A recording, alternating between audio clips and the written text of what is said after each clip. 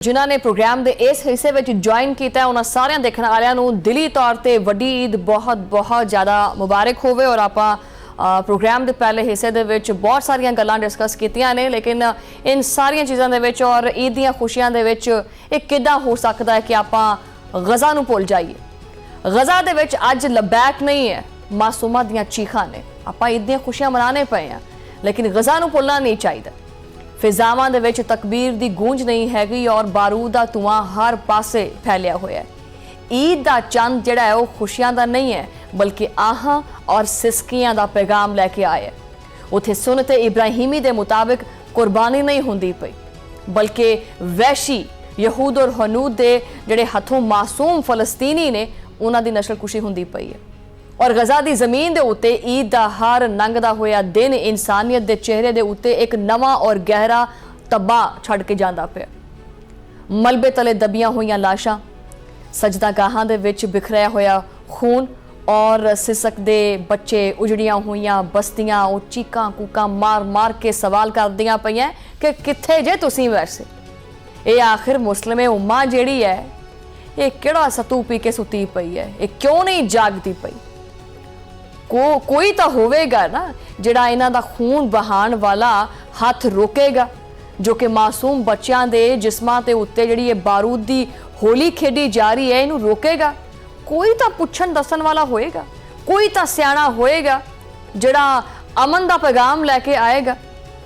कोई तो होवेगा कि जिहड़ा इन्हां जिहड़ा ये मौत दा समान वेचदे पे इन्हां नू रोक सकेगा।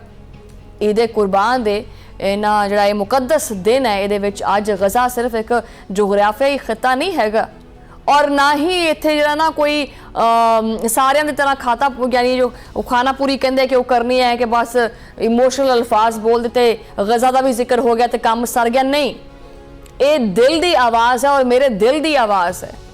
और मेरे ख्याल से तो बल्कि पूरी कायनात की इंसानियत का एक बहुत बड़ा इम्तिहान बन चुके हैं। और इस भयानक इम्तिहान दे विच कुछ चेहरे ऐसे ने जिन्हां दा मुनाफिकाना किरदार खुल के पूरी दुनिया के सामने आ गया। कहते ना कि आ बंदा बड़ा मीसना है, ये शक्लों बड़ा शरीफ लगता है। ये फलस्तीनियां दे पाकीज़ा खून दे नाल लिखी जान वाली एक ऐसी हौलनाक और दिल नूं हिला के रखण वाली एक दास्तान है, जिहदे पिछे ऐस दिली और तलाबीब दा आपस च नापाक गठजोड़ जिहड़ा वो पूरी ताकत नाल काम करदा पिया।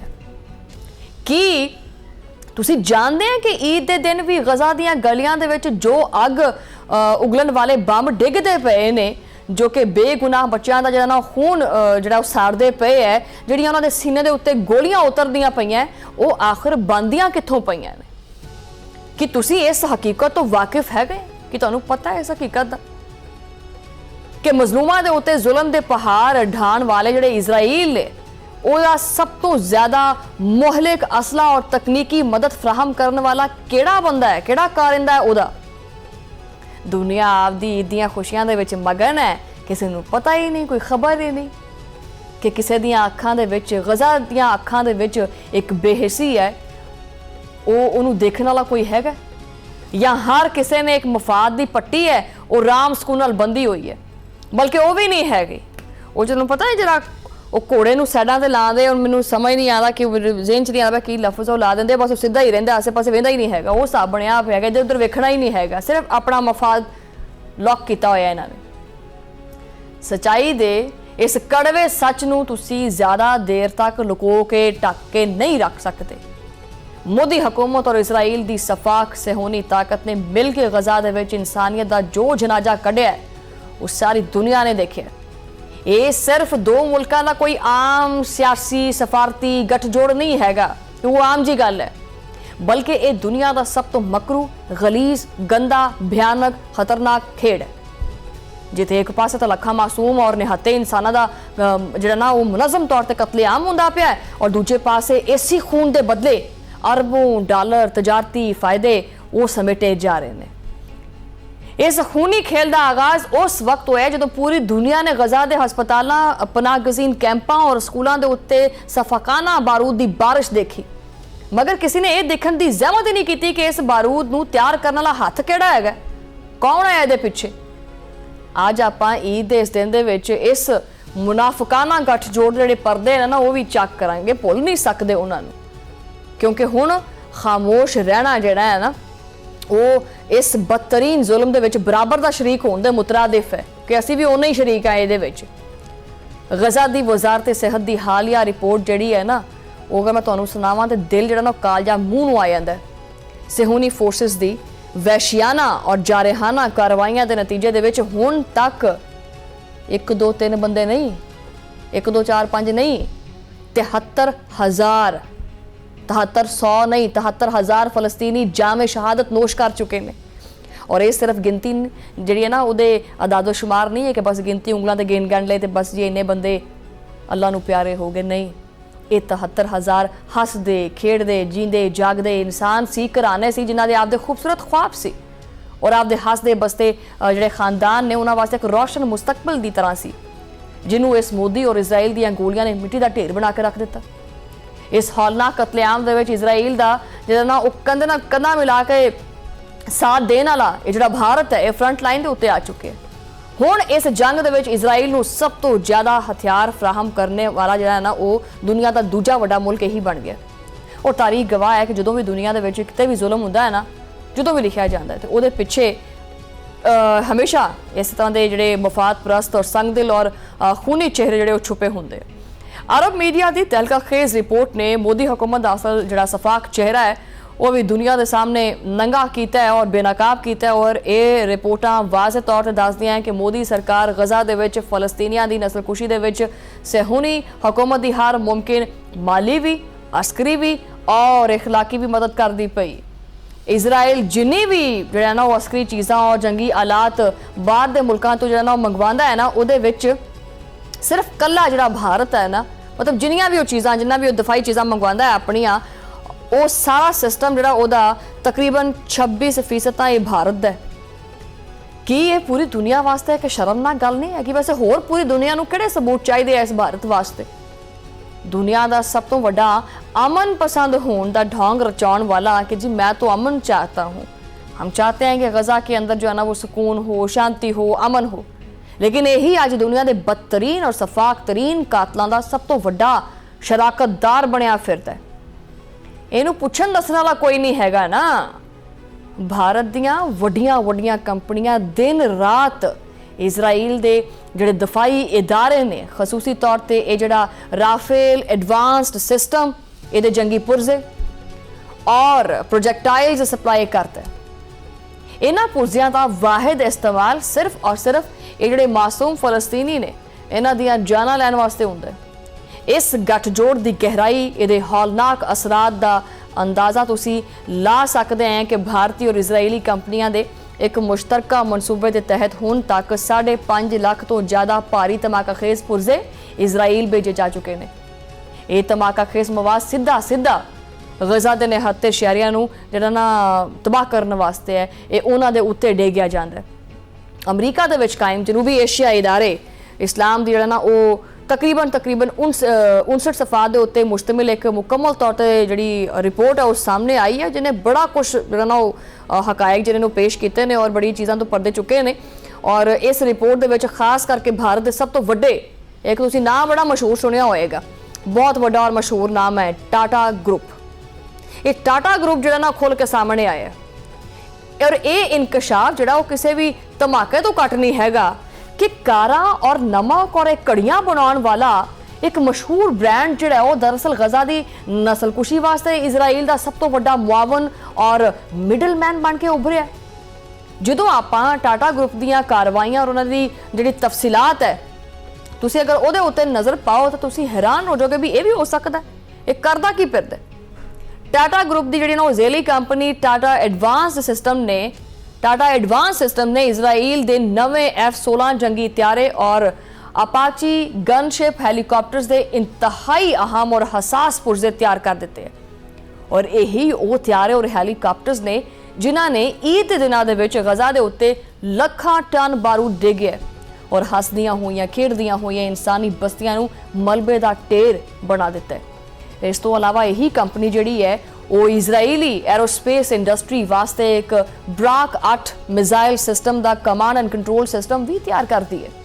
ਇਹ ਨਿਜ਼ਾਮ ਜਿਹੜਾ ਹੈ ਉਹ ਜੰਗੀ ਕਾਰਵਾਈਆਂ ਨੂੰ ਜਿਹੜਾ ਨਾ ਉਹ ਦੂਰੋਂ ਹੀ ਬਹਿ ਕੇ ਕੰਟਰੋਲ ਕਰਨ ਦੀ ਸਲਾਹੀਅਤ ਰੱਖਦਾ ਹੈ ਔਰ ਇਹਦੇ ਵਿੱਚ ਬੜਾ ਅਹਿਮ ਮੰਨਿਆ ਜਾਂਦਾ ਹੈ। ਜ਼ੁਲਮ ਔਰ ਬਰਬਰੀਆ ਦਾ ਇਹ ਸਿਲਸਿਲਾ ਸਿਰਫ ਇੱਥੇ ਨਹੀਂ ਮੁੱਕਦਾ ਹੈਗਾ। ਟਾਟਾ ਮੋਟਰਸ ਦੀ ਮਲਕੀਤੀ ਕੰਪਨੀ ਜੈਗਵਾਰ ਲੈਂਡ ਰੋਵਰ ਜਿਹੜੀ ਹੈ ਇਹਨਾਂ ਫੌਜੀ ਗੱਡੀਆਂ ਦੇ ਬੁਨਿਆਦੀ ਢਾਂਚੇ ਔਰ ਪੁਰਜ਼ੇ ਤਿਆਰ ਕਰਦੀ ਹੈ जो कि इजरायली फौज गजा की पट्टी के उत्ते दिन रात गश्त वास्ते इस्तेमाल करती है। सोचो की गुजरता होएगा उन्होंने दिल के उत्ते गड्डियां और फलस्तीनियां जी जमीन है फलस्तीन की उहदे उत्ते जबरदस्ती काबिज होने वाले और उन्होंने जी रोज़मर्रा की नकलो हरकत है उहदे उत्ते सख्त नज़र वास्ते इस्तेमाल करते इन्हां गड्डियां नूं। रिपोर्ट दे विच यह भी इंकशाफ किया गया और मैं इत्थे वाज़े कर देवां कि ये मेरे मूँह चों निकले हुए अल्फाज नहीं है, बकायदा रिपोर्ट्स ने रिपोर्टां ने होर भी बहुत सारे इंकशाफात किए हैं और टाटा ग्रुप ने ना सिर्फ ड्रोन और गोला बारूद फ्राहम किया है बल्कि इजराइल की जी डिगदी हुई मैशियत है ना इनू भी सहारा देता। उन्हें आख्या कि टेंशन ना लै, हम है ना आपके साथ, पैसे चाहिए ने तेनों आर्डर ला के चाहिए ने। उन्हें फिर उन्हें कहा जी मैंने तो मजदूर चाहिए ने, मसला बन गया। उन्हें कहा कि टेंशन ना लै, हम आपको मजदूर भेज देते। बथेरे फिर मजदूर जड़े ने हज़ारां मजदूर जड़े ने भेजे उत्थे ਜਦੋਂ ਇਜ਼ਰਾਈਲ ਦੇ ਆਪਦੇ ਮਜ਼ਦੂਰ ਜਿਹੜੇ ਨੇ ਉਹ ਜੰਗ ਦੀ ਵਜ੍ਹਾ ਤੋਂ ਕੰਮ ਛੱਡ ਕੇ ਭੱਜ ਗਏ ਤਾਂ ਮੋਦੀ ਸਰਕਾਰ ਨੇ ਗਰੀਬ ਵਿਚਾਰੇ ਭਾਰਤੀ ਮਜ਼ਦੂਰਾਂ ਨੂੰ ਜਿਹੜਾ ਨਾ ਉੱਥੇ ਭੇਜ ਕੇ ਤੇ ਮੁਹਰ ਦੇ ਤੌਰ ਤੇ ਇਸਤੇਮਾਲ ਕੀਤਾ ਔਰ ਜਿਹੜੇ ਸਹਿਯੂਨੀ ਨੇ ਇਹਨਾਂ ਦੀਆਂ ਜੰਗੀ ਜਿਹੜੀਆਂ ਫੈਕਟਰੀਆਂ ਨੇ ਇਹਨਾਂ ਦਾ ਪਈਆ ਚੱਲਦਾ ਰਹੇ ਇਹਨੇ ਮੋਦੀ ਨੇ ਆਪਦੇ ਮਜ਼ਦੂਰ ਭੇਜ ਦਿੱਤੇ ਉੱਥੇ। ਇਜ਼ਰਾਈਲ ਔਰ ਭਾਰਤ ਦਾ ਇਹ ਗੱਠਜੋੜ ਦਰਅਸਲ ਇੱਕ ਬਿਮਾਰ ਔਰ ਫਾਸ਼ਿਸਟ ਜਿਹੜੀ ਸੋਚ ਹੈ ਨਾ ਇਹ ਉਹਦਾ ਨਾਮ ਹੈ। ਔਰ ਇਹ ਪਤਾ ਹੈ ਤੁਹਾਨੂੰ ਪਤਾ ਇਸ ਚੀਜ਼ ਦਾ पूरी दुनिया दे विच जिहड़ा मुसलमान है मुसलमान तकरीबन मुस्लिम ममालिक की तादाद बहुत ज़्यादा है। एक गल मैं तुहानूं वाज़े करदा कि आखिर जिहड़ा ये इजराइल और भारत है इहदा गठजोड़ क्यों सामने आंदा मैं तुहानूं वाज़े कर दिंदी हां ताकि ये जिहड़ी गल है ना ये उधर भी पहुँच जाए।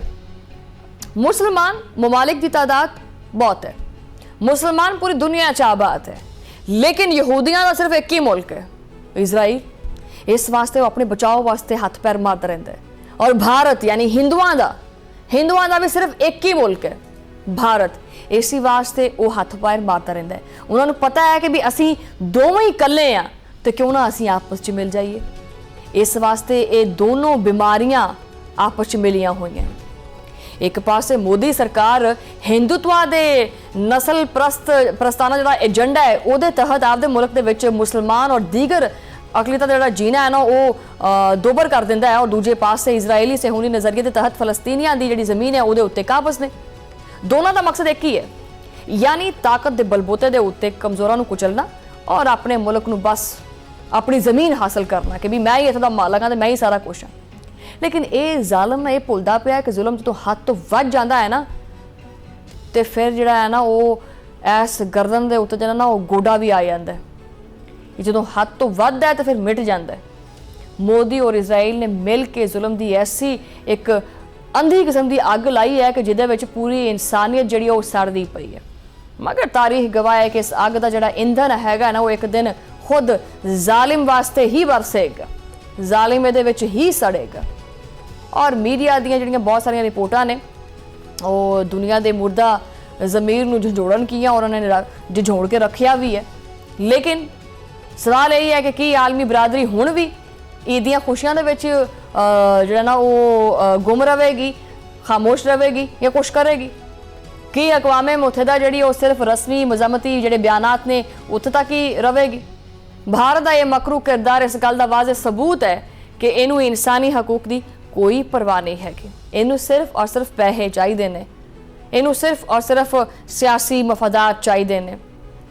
मासूम फलस्तीनी बच्चों दीयां चीकां और मावां दे बहंदे हुए जिहड़े खून आलूद आंसू ने एक दिन इस जालिम गठजोड़ नूं जड़ तो कढ के पट के परां मारनगे।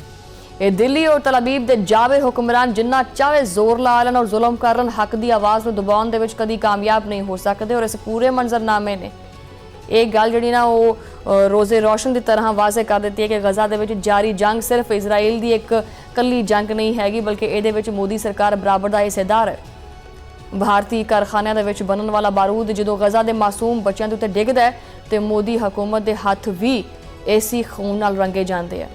ਦੁਨੀਆ ਦੇ ਗਯੂਰ ਇਨਸਾਨ ਜਿਹੜੇ ਨੇ ਹੁਣ ਉਹਨਾਂ ਨੂੰ ਚਾਹੀਦਾ ਹੈ ਕਿ ਉਹ ਜਿਹੜੀ ਗਹਿਰੀ ਨੀਂਦ 'ਚ ਸੁੱਤੇ ਪਏ ਨਾ ਇੱਥੋਂ ਜਾਗ ਜਾਣ ਔਰ ਇਸ ਖੌਫਨਾਕ ਗੱਠਜੋੜ ਦੇ ਖਿਲਾਫ ਖੜੇ ਹੋਣ। ਔਰ ਅਗਰ ਆਪਾਂ ਅੱਜ ਵੀ ਖਾਮੋਸ਼ ਰਹੇ ਤਾਂ ਯਾਦ ਰੱਖਿਓ ਕਿ ਅਗਲੀ ਵਾਰੀ ਆਪਣੀ ਵੀ ਹੋ ਸਕਦੀ ਹੈ। तो मैं तो यही कहांगी कि आओ इस ईद कुर्बान के मौके के उत्ते इस जुल्म के खिलाफ एक मजबूत दीवार बन जाइए और दुनिया को दसीए कि मासूमां दा खून इन्ना सस्ता नहीं हैगा जिन्ना तुसीं समझी बैठे हैं। ये उत्ते सियासत और तजारत नहीं हो सकती। मोदी और इजराइल का ये भयानक चेहरा हुण दुनिया के सामने बेनकाब हो चुका और वक्त आ गया है कि इन्हां ज़ालिमां नूं इबरत का जरा निशान और बनाया जाए, क्योंकि तारीख किसी भी गद्दार नूं माफ़ नहीं करती और मजलूमां दियां आहां जड़ियां ने वो अर्श नूं हिला के रख दिंदियां ने। हुण ये आखिरी फैसला दुनिया ने खुद ही करना है कि वो गज़ा दे मजलूमां दे नाल खड़ी है या इन्हां सफाक कातलां दे नाल खड़ी।